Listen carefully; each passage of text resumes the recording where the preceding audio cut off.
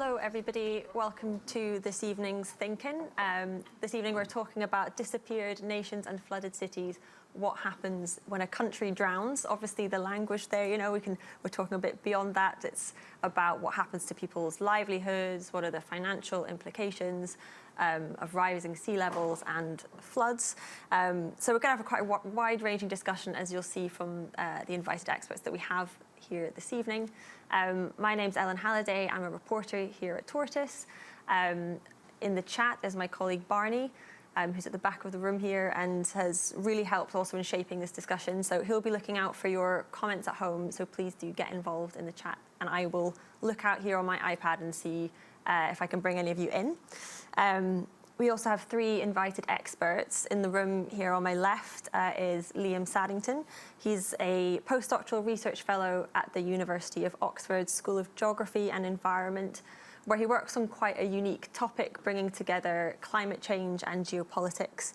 He can tell us a bit more about his research later, but last year he completed his thesis on, I hope this title's correct, Rising Seas and Sinking Islands, the Geopolitics of Climate Change in Tuvalu and Kiribati. So I'm sure that's going to be highly relevant to the discussion this evening. Online, we also have Michael Gerard, who is founder and faculty director at the Sabin Center for Climate Change Law at Columbia Law School, and he's one of the US's most prominent environmental lawyers. We're also delighted to be joined by a flood resilience consultant, Simon Crowther, who can tell us a bit about the context in the UK, and also hopefully we can talk a bit about the situation in other nations like Australia recently and what people can actually do to protect their own homes. Should also say at the beginning, we did try to get an invited expert from the Pacific Island nations, but unfortunately they were unable to join us this evening. I think a result of the time difference is potentially being a hindrance. So we will do the best that we can with the speakers that we have, and Liam has extensive knowledge of the area, as does Michael. So to get started, Liam, could you maybe give us a bit of context that you've learned through your research about the situation that Pacific Island nations like Tuvalu and Kiribati are currently facing with rising sea levels? Yeah, so in the Pacific, low-lying island states such as Tuvalu, Kiribati and the Marshall Islands are a couple of meters above sea level. And if you look at the IPCC reports and some of the forecasts for the 21st century and what rising sea levels might look like by 2100, you very quickly realize that the tenable outcome, what might occur for these communities, is sometime this century having to make the decision of whether to move into exile or to remain in situ and face ever more adverse conditions. And I think, there's this tropical mythology that is around small island states of picturesque golden beaches, of palm trees, and often a very kind of romanticized image of the community. But actually, these are very resilient communities who have faced environmental adversity in the past and a very strong desire to remain in situ. By and large, people do not want to leave their homes. They do not want to have to move because of climate change. And sea level rise is a pressing issue, but actually climate change is far more than just that. So for island communities, there are issues around new tropical diseases, around drought, water scarcity, food security. So there's a whole array of other social, economic and environmental issues that are also caused by climate change that will affect these communities and indeed already are having an impact on small island states. Yeah, so I think one of the key findings of the recent IPCC report that we covered here and was widely talked about was that 1 billion people will soon be, by mid-century, living in places that are at risk of sea level rise. But, as you say, that's one factor. There's also ocean acidification, which can affect the species that people fish and so on. So a really complex cross-cutting issue. But, you also said that this isn't necessarily a new kind of crisis, it's a long-standing thing. How long have the governments of Pacific Island nations been kind of preparing for the future that we now see? Yeah, so, in the late 80s, when increasingly climate change was on the international agenda and there was awareness around this, the small island states in the 1990s formed the Alliance of Small Island States. So this is a group at the United Nations of small islands from across the Caribbean, the Indian Ocean, and the Pacific, recognizing the threat that climate change posed to them and trying to work together as a bloc, firstly at Kyoto in 1997, where we see the Kyoto Protocol coming out of that, and then continuing into the 21st century. And really trying to work together to raise the profile of these issues, but also recognizing the kind of strength in numbers, particularly at the UN, of what voting together and working together might mean. So the foreign offices of many small island states are incredibly small, and there is a limit in terms of physically what they can do. Particularly at the large climate change summits, you might have a dozen negotiations taking place at the same time. What groups like the Alliance of Small Island States and other regional groupings can do is it allows islands to pool resources and to make a larger impact as a result at events such as this. I want in a minute to come to Michael to kind of build on, I guess, the legal implications of the situation that we're seeing unfolding. But we were chatting just before we started, and you said something that I thought was really interesting. I hadn't put together that the issue of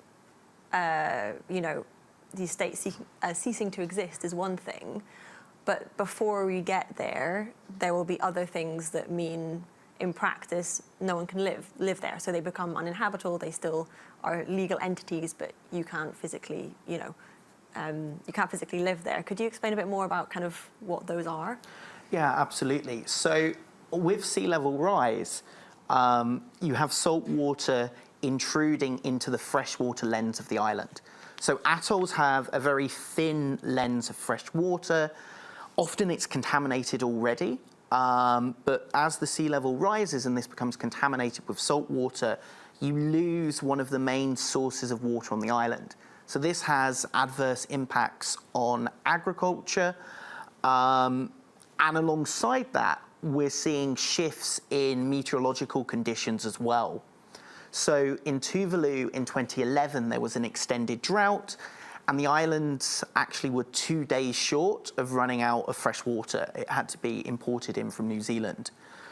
So you face issues of water security, you face issues of food security. In terms of protein, one of the main sources is from fishing.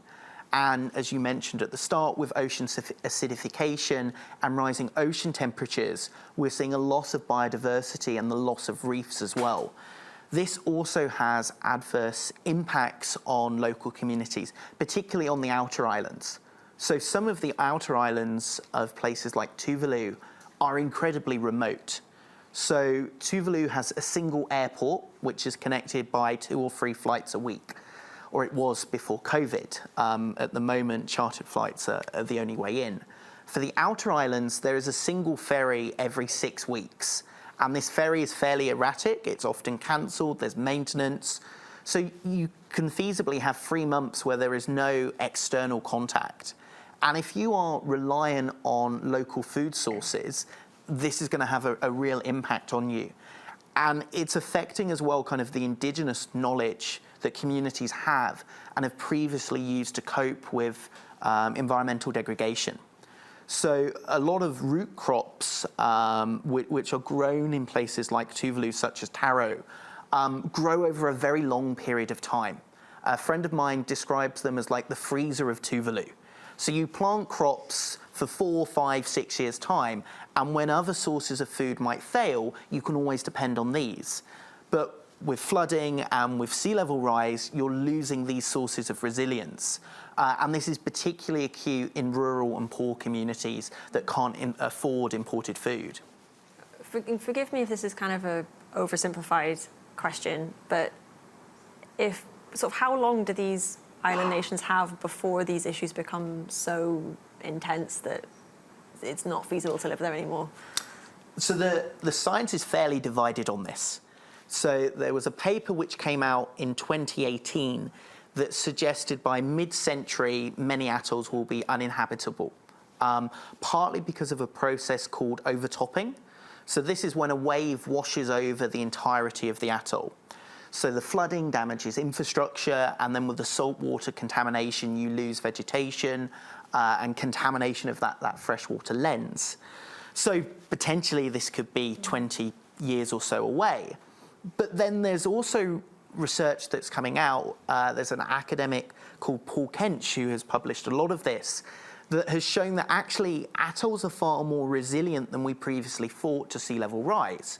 So over the last 50 years, of the 9 islands of Tuvalu, 8 of them have remained stable or even grown in size, and some of them have grown by about 2 to 3%. The problem is that growth doesn't necessarily mean that you can continue to inhabit them, right? Because a lot of the growth takes place during storm events and storm surges where the waves deposit sediment. But if that leads to flooding, then it's not going to be able to sustain permanent occupation of these islands. Okay, so the sort of mid-century figure is debated, but yeah, okay. and this is very contentious amongst governments in the Pacific as well, right? So the current administration in Kiribati really holds up the Paul Kench work and says, look, the islands are more resilient to sea level rise. We're going to remain. We're not going to leave our homes. Whereas in Tuvalu, it actually caused quite a stir when this research was published. So it was based on remote sensing. And they said, well, why don't they come to Tuvalu? Why don't they speak to us and hear about the impacts that climate change is having? Because right-wing politicians in Australia, the US, and media publications picked up on this paper and said, well, climate change isn't true, right? You've been telling us these islands are going to disappear, but the science suggests that they're actually growing in size. So it really has become politicized how this research is used. And of course, so much of this rests on what future emissions are, what future warming is, when we will hit 1.5 degrees. So yeah, there's a lot of factors that come into play. Yeah, so if we massively overshoot the 1.5 trajectory, then that's a different timeline entirely.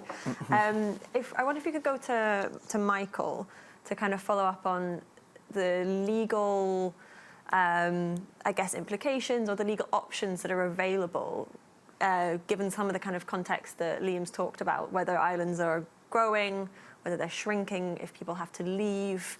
What are kind of some of the key considerations that you as a legal expert think about and the governments of these nations will be thinking about to protect their citizens?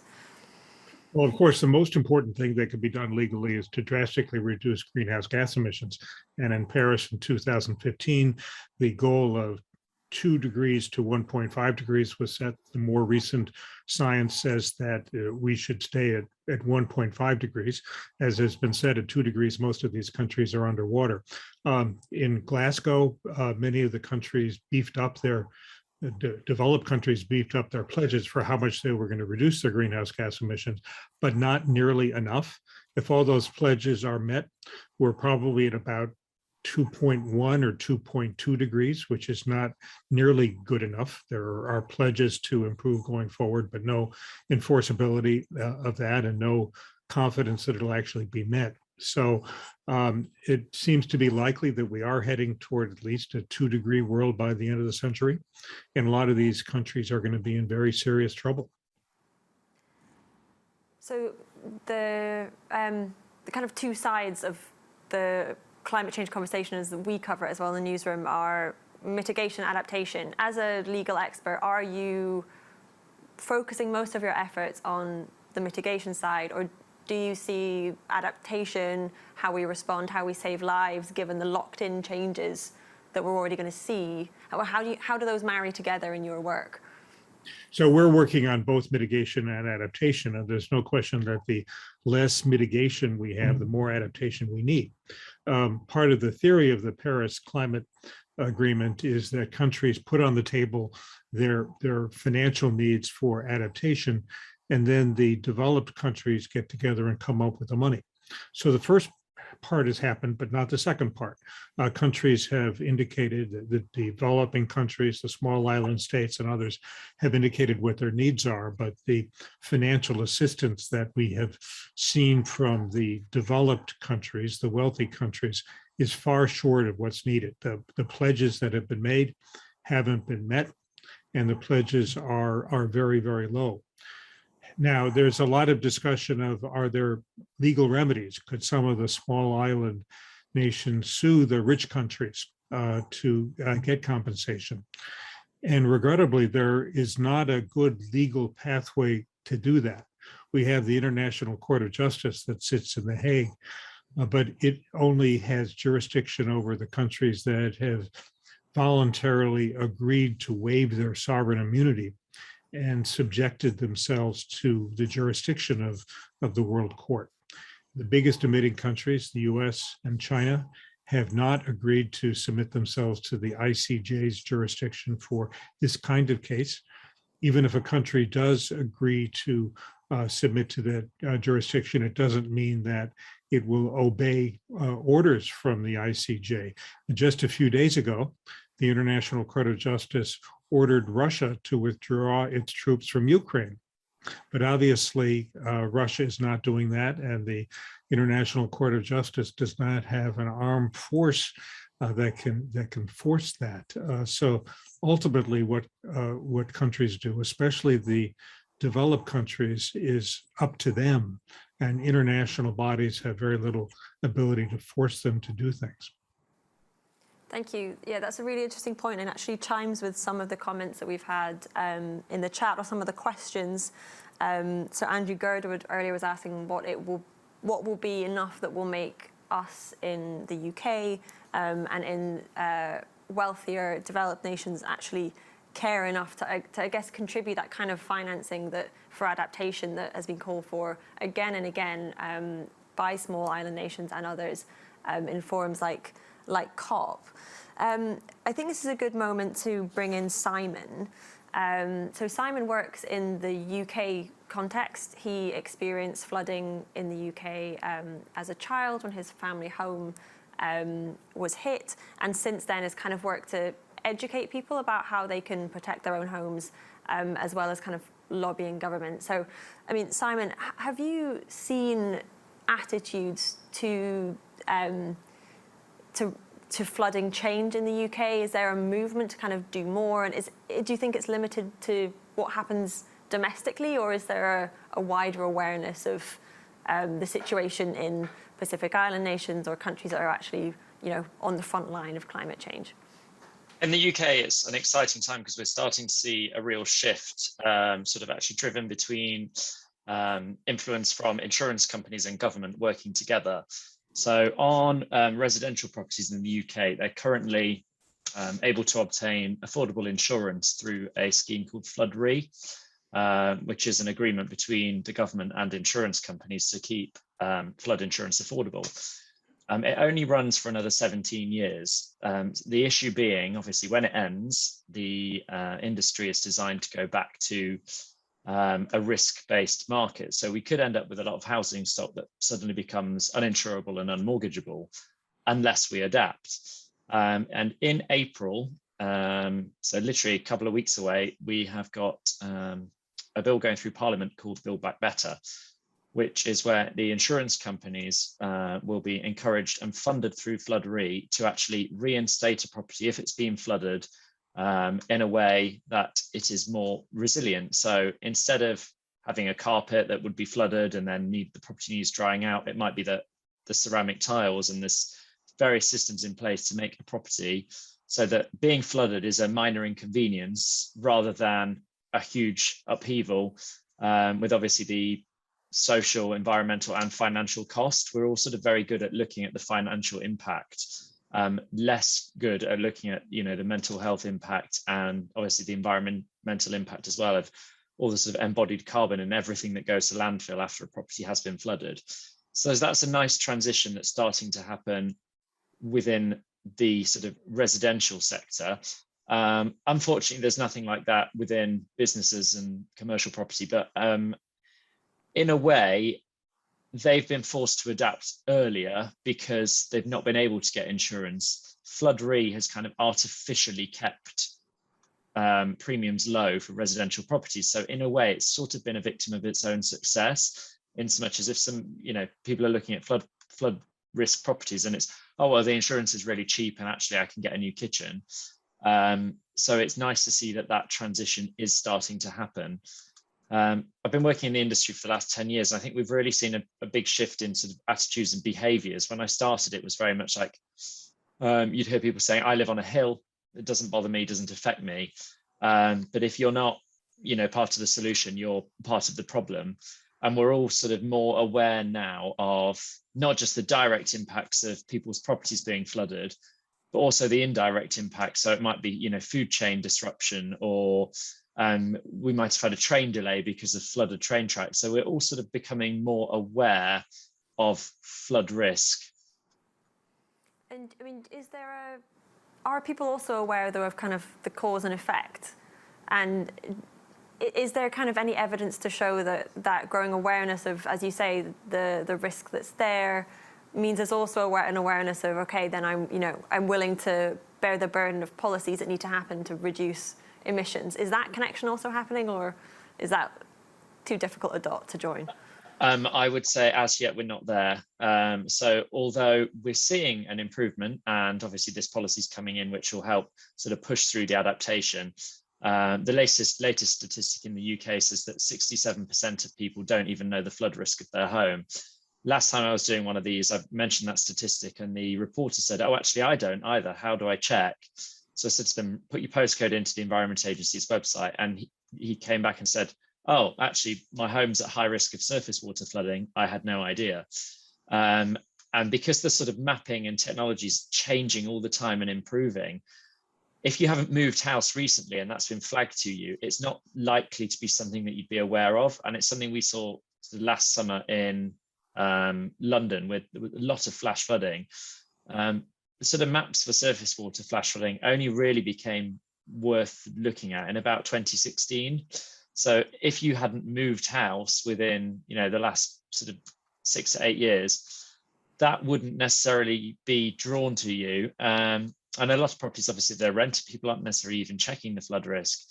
So it is catching a lot of people out still. So trying to make that connection, it would be great if we could do that, but I think we're still so early in so much as making people even aware that flood risk exists. It's very easy when it's a dry day and the sun's shining to think that it never happens. We wake up and think every day is the same.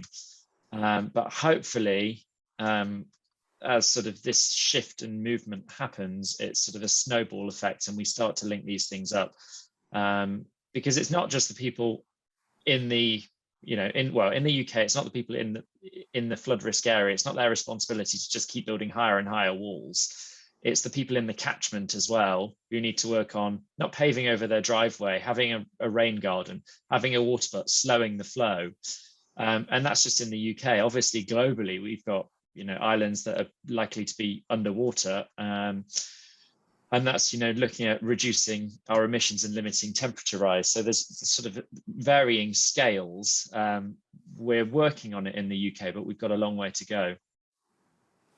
We have a question from Giles Patel, who is the editor of Sensemaker and works with us a lot on the ANZ programme that this Thinking's part of this evening, asking about what kind of adaptation measures we can have in the UK. It's maybe also one for Simon, but he's asking what scope is there for adaptation with Dutch-style kind of dikes, so this kind of mega built infrastructure. Is that the best thing for a country like the UK to be doing? It's obviously not an option for every country because of the scale of investment needed, but is that even the best thing? It depends very much on the area and how densely populated it is. So if we look at somewhere like London, it's obviously important to protect it because of the value. So there's a scheme in place to defend it up to about 2100. But the general consensus for other areas is rather than trying to fight nature, we need to work with it. So there's a lot of work within natural flood management. So actually slowing the flow, restoring rivers, using floodplains as they're intended to try and limit the impact on cities. But I mean, even when we look at somewhere like London, which, we like to think the flood risk is managed, there's still a huge impact potentially of surface water flooding, which is what we saw last summer, which is a lot harder to manage. And even if you were to put in the biggest drains in the world, there will still be, or the potential for, a rainfall event that exceeds the capacity of that drainage network. So we really need to be working with nature rather than trying to fight it. So although systems can work well, there is ultimately a design period at which they are designed to. There will be one day a storm that exceeds that capacity of the engineered system. I've been told that Giles actually has his hand up. I don't know if he still wants to come on and kind of add to that. It's true. Can you hear me all right? Yes, we can hear Yes. you. I'm sorry, I was getting into a strange eddy in the chat where it was delightful. The only person I could communicate with was Tess. But so I posted that when we were talking about Pacific Islands, and I wondered whether there was scope for protecting Pacific Island nations with massive engineering, and if so, whether anyone, Ellen, you mentioned the massive capital costs, and perhaps the capital would never be accumulated to deal with it. But I also wanted to break the no questions rule by asking a little bit more about what international law has to say about statelessness as a result of environmental change. We're quite familiar with refugee status as a result of environmental change, Honduran farmers heading north to the US, that type of thing, having been driven off their land because it's too dry to farm anymore.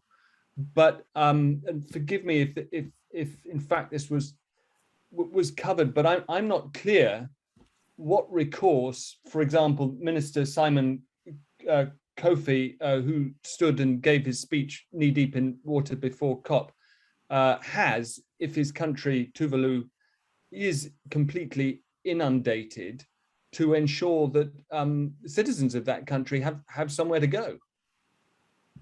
Thanks, Giles. I think that's probably a question best put to Michael. What do you think? What's the current status? And are there any kind of plans to develop those kind of legal responses further? Sure. Well, first, let me just address the issue of putting dikes and so forth around the small island states, and then I'll mention the statehood. A big problem with these massive public works projects is they need materials. You need rock or stone or something like that, and the atoll nations just don't have that. They're coral reefs, and you can only get materials of that kind of volume by cannibalizing the coral reef. So that's really not practical. Now, on the statehood issue, we have never in the history of civilization seen a state cease to exist because of physical problems. We obviously, politics and military action and so forth cause states to go out of existence, but we haven't seen a state cease to exist for a physical reason. In order for a state to come into being, international law generally has 4 requirements. First, it has to have a defined territory. Second, it has to have a permanent population of people who are living there and have families there that recreate themselves. The third is they have to have a government. And the fourth is they have to have independence and the ability to send ambassadors and to be recognized by the world community. There is no international community. There's no international agreement on what happens if a state loses any of these characteristics. The one that we're most concerned about here in this context is that an area becomes uninhabitable and no longer has a permanent population. It would be acceptable, most likely, for platforms to be built up above the water and to have a population there, but not. It's not enough just to have like a lighthouse keeper. You need to have families that are living there as their habitation. Most of the projections I've seen is that although some atoll islands may be gone by the 2050s or something like that, there aren't any countries that will have no habitable land by the end of the century. Now, we don't know whether that'll happen for sure, but generally the idea of the loss of statehood seems many decades away if it happens. If it were to happen, then there would be a lot of discussions probably at the UN level about what to do. And there's some discussion of creating a new form of statehood, the ex situ state, the state where the population has moved to another location and is recognized. That would require the other location to cede its territory, not only for people to live there, but also to say it's no longer our country, it's their country. That'll be a very tough issue, but the time may arise, but I don't think it'll be for decades to come. And if it does come, let me just say, if it does come, if some of the island nations have completely disappeared, we're also going to have just massive dislocation from Bangladesh and Egypt and all over the world. So the population that is displaced from the small island nations will be tiny compared to the populations that are displaced from much more populous countries. Glyn Skerat saying the responsibility lies with all of us, but as ever, that equates to nobody who could be held accountable, which is potentially true, but quite a kind of sad, I guess, thought about the way we approach all of climate change, not just sea level rise. I know throughout the last kind of 10 minutes, Liam's been sitting there, lots of thoughts on kind of some of the issues that we've covered, but maybe we could go back to the question of this hard and soft adaptation measures. So we were talking about dikes, but also kind of more natural processes that can help protect communities anywhere really from rising sea levels. So I mean, what are kind of the challenges there and the sort of geopolitical angle? Yeah, so, soft engineering is often held up as working with nature. So this is things like replanting mangroves, because what mangroves do is as a wave approaches the shore, it loses energy and then it will deposit the sand. That leads to the beach building up. This is a natural flood defense. The mangrove is also a nursery for local fish, so it can help with food security. Of course, mangroves are trees, so they sequester carbon from the atmosphere. So they're often held up as this kind of low-cost, local measure that can address many of these facets of climate change simultaneously. The problem is that it seems likely we will reach the limits of adaptation this century. And the scale of sea level rise and some of the storm surges that might occur, these soft forms of adaptation might be enough. And community relations are really important here. So many communities have cut mangroves down for firewood, and mangroves are not seen as an effective form of sea defense. People want walls, right? Walls have a kind of psychological protective element to them. The issue is that walls then alter how sediment flows in the lagoon and then can actually increase erosion further down the shore. Many of these walls are poorly built, they can collapse, they require maintenance. So it's very rare in atolls that seawalls are actually the best form of sea defense, but this is often what communities want. So increasingly, I'm seeing this movement towards large-scale hard adaptation. So in Tuvalu, they have something called the Tuvaluan Coastal Adaptation Project. It's worth, it's going to cost around $40 million US, which is only slightly less than the country's annual GDP.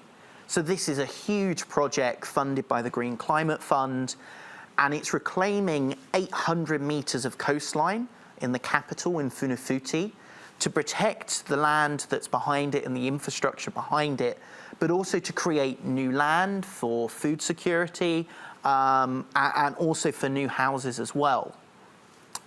The problem is even a large project like the Tuvaluan Coastal Adaptation Project will only last 40 years or so, and it will only protect a small percentage of the population.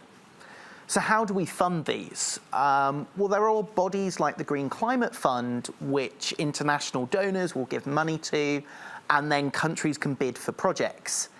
However, the process of applying for funds from something like the Green Climate Fund is very time-consuming. It takes quite a lot of capacity, and this is often a capacity that small island states don't have. So there's... How many government ministers was it you said that Was it Tuvalu? So, you know, for example, in Tuvalu, you look at their delegation at the UN, and there may only be 3 or 4 members that are there at the same time.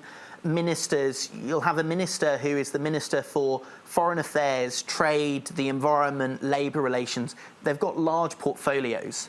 And there is a lot of investment in education and capacity building. But as soon as someone is reasonably well qualified, they will typically move to a regional organisation. So there's a real issue with this kind of flow of capacity out. So how do you bypass this kind of cumbersome process of securing international funding? You look bilaterally. And in the Pacific, this feeds into the kind of geopolitical tensions between Australia and China, and to a lesser extent, the US.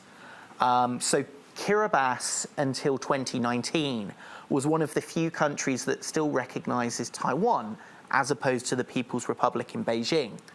They switched in 2019, and one of the reasons they gave for that was the finance that China could make available, and also the expertise that China has on island building coming from the South China Sea. So you're seeing these kind of players playing out with one another to provide bilateral funding for large adaptation projects. But it doesn't trump everything. So Tuvalu wants to build an artificial island in the southern part of the lagoon of the capital. This will cost somewhere between $300 and $500 million and is meant to provide refuge for half the population. At the moment, they have no way of funding it, and bodies like the World Bank won't fund it. China actually offered hundreds of millions of dollars to start the process of building this island. And the Tuvaluan government turned them down, citing solidarity with Taiwan. So Taiwan has used a lot of very interpersonal-based diplomacy. So the Taiwanese ambassador in Tuvalu has learnt Tuvaluan, Tuvaluan dance, Tuvaluan culture, and built really close relations with a large amount of the population. It's a democracy, and because there's such a high level of support for Taiwan, the government doesn't want to make that switch. So what's the kind of motivation, I guess, of China or the US, or, you know, is it purely altruistic, or why are countries kind of competing to give this funding? And yeah, so it varies a lot depending on the actor that you're looking at. But one of the most common explanations given is that of UN seats, right? So there are 12 sovereign Pacific islands, and that you get a relatively high bang for your buck. So if you're looking for support on an international resolution, this is potentially a way of building allies that will support you at the UN. I actually think that's an oversimplification. It's more complex than that. And Taiwan is a good example of where actual real investment with cultural ties can pay off. So Australia is the largest overseas donor to many Pacific islands, but increasingly is negatively perceived because of Scott Morrison's government's approach, blocking at a regional level stronger declarations on climate change and continued coal exports. Much of that coal is going to China, but China talks to the Pacific Islands as if they are partners and will give funding and kind of the agency for them to spend it as they wish. Australia is viewed in quite a paternalistic and patronising manner, right? And many of the Australian politicians don't help this. So, you know, Australian politicians have been caught on mic saying, oh, here come the Pacific Islanders, get your checkbooks out.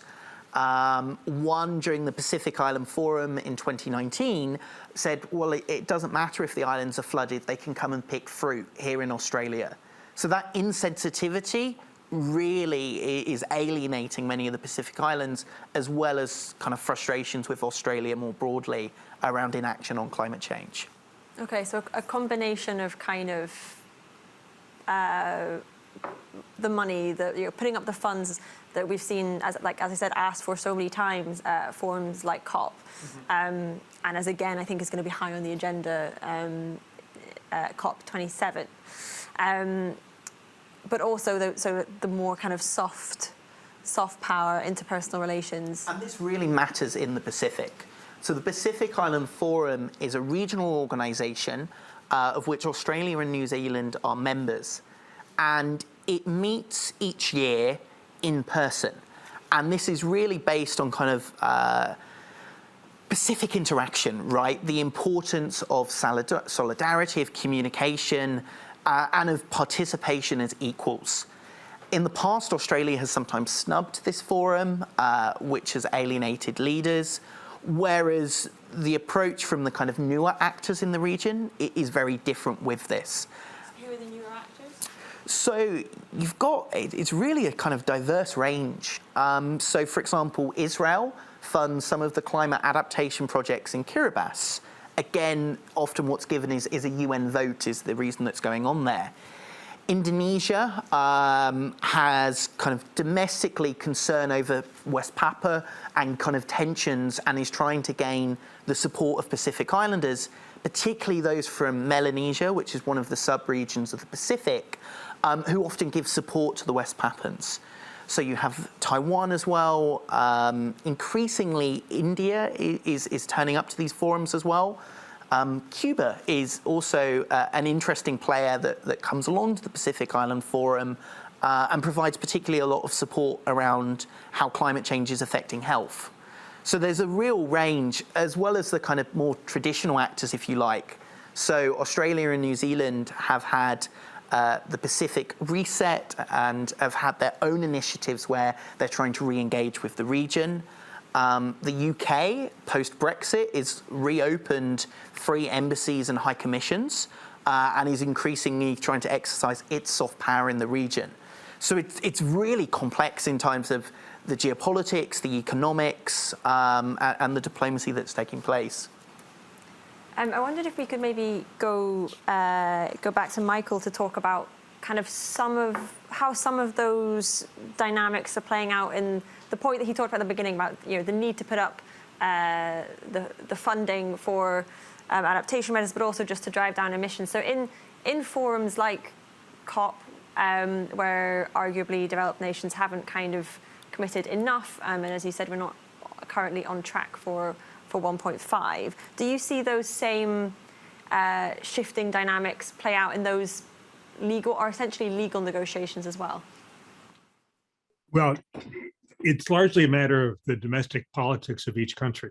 As I said, the international community really has very little ability to force countries, especially major countries, to do anything that they don't want to do. So we have at the negotiations at the COPs, we hear very eloquent talks from the endangered states, but it doesn't, even though the negotiators from the US and China and so forth may be persuaded, their home governments aren't. Let me just say a word about displacement, since that's such an important issue. We hear about climate refugees. There's really no legal category of climate refugees. To be a refugee under the international agreements, you have to be fleeing persecution or the reasonable fear of persecution for certain defined reasons, political or religious or ethnic or other reasons. People displaced by climate change don't fit within any of those categories. And so although there are some international agreements on treating people decently once they have gone into a country, there are no international agreements saying that particular countries should take in a certain number of people who are displaced by climate change or by anything else. I mean, I think a fair solution would be that each major emitting country accept the number of people displaced by climate change proportional to their contribution to the load of greenhouse gases in the atmosphere. So the US is responsible for about 25% of the load of greenhouse gases in the atmosphere. So in theory, the US should accept 25% of the people displaced by climate change. The politics of that in the US are inconceivable. So we're not in a situation where the fair solution is the likely solution. And we don't have serious international negotiations on acceptance of the people displaced by climate change. Or, as has been noted in the chat, we have many millions of people who are being displaced right now from Ukraine, but it's only a fraction of the number of people who will be displaced as a result of climate change. I mean, you talked there about what the your ideal outcome and also the most likely outcome is, but you said there's not sort of serious negotiations going on around that. Are there any negotiations? Is that conversation happening anywhere at all? Not at the official level. I mean, there are some of us in academia who talk about it, but it's such a hot button issue that it's not one that the U.S. has taken up. There are, as I say, serious discussions about how people are treated once they arrive. But even those kinds of agreements are often not met. We saw people displaced from Syria, the Syrian civil war, going into Europe, and many of them have been, depends on the country, but many countries have treated them very poorly. But the international community as a whole doesn't want to take up this issue because it's so difficult. Yeah, no, that's really interesting. I often think that there's a kind of at the intersection of climate change and migration, and geopolitics, as we were talking about earlier. I mean, the meeting point of those three issues, I think, is where a lot of Western democracies are having a really hard time kind of reconciling what they're going to do about that, as we've seen in Europe multiple times already. I wanted to, before we get to the end, one point that we haven't really talked about in depth yet, we've touched upon, but the question of, this sounds maybe not so interesting, but bear with me, but the question of insurance, okay? So I don't know how many of you have been following the floods in Australia at the beginning of this year, but one of the kind of really interesting things that came out of that for me was that there's a chance that insurance companies no longer insure people's homes that are at risk of flooding. And so the economic cost, I mean, of that is absolutely huge. We had some figures on the slides at the beginning.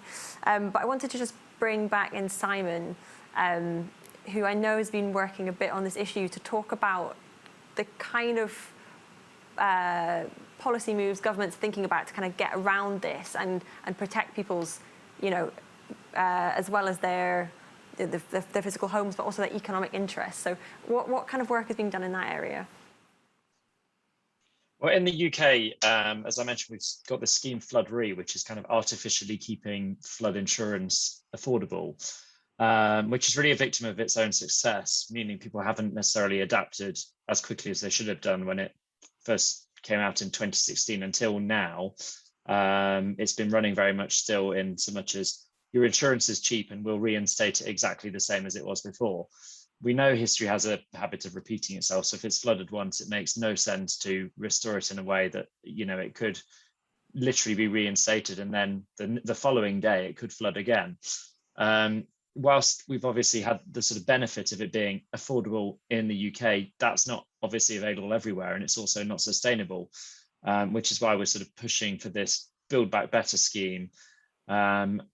Ultimately, where we've got the time through this scheme to make the adaptation, and as part of it, the properties will get £10,000 to adapt for betterment. So, for instance, if a ceramic floor is more expensive than the wood floor that was there previously, businesses haven't had that, so they've had to think about business continuity planning. How can we reopen really quickly?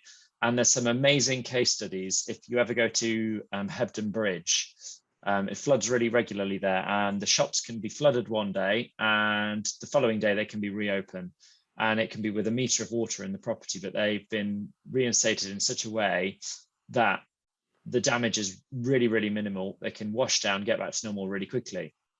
That is probably a transition we'll see happening around the world, obviously more in the developed world, where we can implement those measures, and obviously where the properties are strong enough to withstand the sort of torrents of water. What we've been seeing in Australia, the depths are phenomenal, but then obviously we saw similar in sort of Germany last summer with roads, buildings completely destroyed, and then if we look sort of in the UK, even at Fish Lake, there were bungalows that were actually flooded completely up to the ceiling, and then you've sort of got to look at, actually, is that even a viable place to have a bungalow? Which is where, when we're looking at sort of building properties now, you have the flood risk assessment that comes in to try and minimize that risk. But ultimately, there are cases where it will be overridden, and actually the advice might not necessarily be taken on board. So we're starting to make a difference. Is it happening quickly enough? No. I guess one of the things that kind of struck me as a parallel between the context you were saying there about it's like learning to live with the climate that we've created rather than rather than moving somewhere else, and the conversation we were having earlier about the desire to sort of stay in situ and adapt to the place that is ultimately your home. I think we have to round up in a minute, but I just wanted to come back on one other thing that we talked about before we started, which is some people have actually been offered the choice to leave, right? There was, can you tell me a bit about kind of what happened when a government said, look, we could go elsewhere if we want to? Yeah, so in the early 2010s, Onoti Tong, who was the president of Kiribati, looked at a scheme called Migration with Dignity. And the idea was to avoid the displacement from climate change that would be undignified. This was particularly during the European refugee crisis. So looking at what's happening in Europe, and Tong said, I don't want this to happen to my population. So what Tong designed or was starting to work towards was increasing the social capital of the Kiribati population, of providing educational opportunities, international qualifications, so that particularly young people could become qualified and skilled, and if they wanted to, enter the international labour market and move to Australia or New Zealand or Canada, set up diaspora communities. And if the worst were to happen in the future, you would have these diaspora communities in waiting for people to move to preserve the culture of Kiribati, and that these communities in exile could also send remittances back. This was incredibly unpopular within Kiribati. It was perceived as giving up on the country. It was perceived as Tong failing to protect Kiribati's interests, even though this was designed as a scheme of last resort. And Tong was criticised of being too focused on climate change, right? He was at Paris, he was travelling the world, he was one of the most prominent figures in the early 2010s. And his party lost the 26 presidential election. The opposition came in and they said, we're not doing migration with dignity. We're now focusing on resilient Kiribati, on staying in situ. And there was this move away from a discussion of going into exile or forced migration. Now, there's been quite a lot of criticism of the current government because there's a little bit of naivety is perhaps not a strong enough word, but failing to address the severity of climate change and focusing instead on economic development. So there was this real pushback, and for the communities that I work with, the vast majority wish to remain, and many are actually willing to accept a deterioration in living standards. Some even saying, I would rather die on my home island than in exile. So there is a real strong desire to remain, no matter how bad things become in the future. That then raises its own questions of, well, does the government have particular responsibilities to protect vulnerable populations? At what point is land deemed uninhabitable, right? Or where the cost of adaptation is too great, and these broader political and economic questions. Yeah. No, thank you. I mean, I think that's a really interesting point to end this evening on. So thank you for sharing. I think lots for us to think about in terms of enabling people to stay in situ if they want to, where the funding is coming from, and particularly interesting with kind of the new players coming into the Pacific region and trying to kind of buy loyalty in international organizations through climate financing. And I'm also really interested in the idea that currently there's no serious conversation going on about how countries deal with climate refugees, which we all know is already an issue. It's only going to become a more serious issue and has huge implications for all of us. So I'm sure that's something that we're going to follow up in our work. But thank you very much to all of our invited experts this evening, to Liam, to Michael and to Simon. Thanks everyone for joining in the room and online, and hope to see you again soon.